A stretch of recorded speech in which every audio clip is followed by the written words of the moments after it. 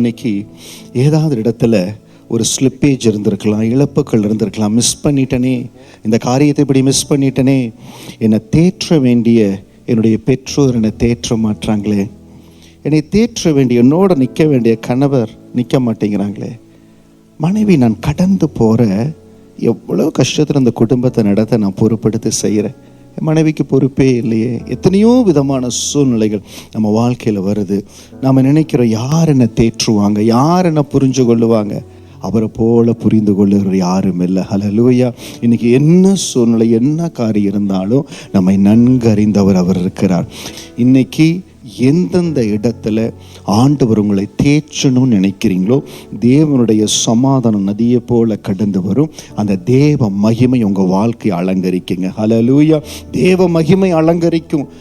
எப்படி நான் அலங்கரிக்க போகிறேன், எப்படி என் வாழ்க்கையை ஆண்டவர் மாற்ற போகிறார், இந்த ஏசாயா 66:12 இருக்கிற அந்த சமாதானம், அந்த மகிமையும் நம்ம வாழ்க்கையை அலங்கரிக்கும். மாற்றத்தை ஆண்டவர் கொண்டு வருவார்.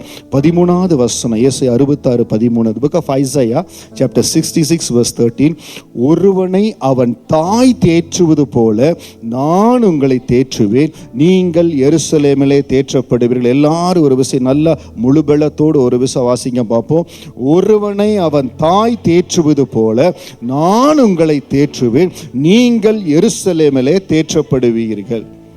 நான் உங்களை தேற்றுவேன். தேற்றுவார் இல்லைன்னு சொல்லி ஏன் கவலைப்படுறீங்க? தேற்றக்கூடிய இடம் இல்லைன்னு ஏன் கவலைப்படுறீங்க? நான் உங்களை தேற்றுவேன், நீங்கள் எருசலேமிலே தேற்றப்படுவீர்கள். எருசலேம் தேவனுடைய நகரம், தேவன் உலாவுகிற இடம், ஆலயம், தேவன் உலாவுகிற இடம்.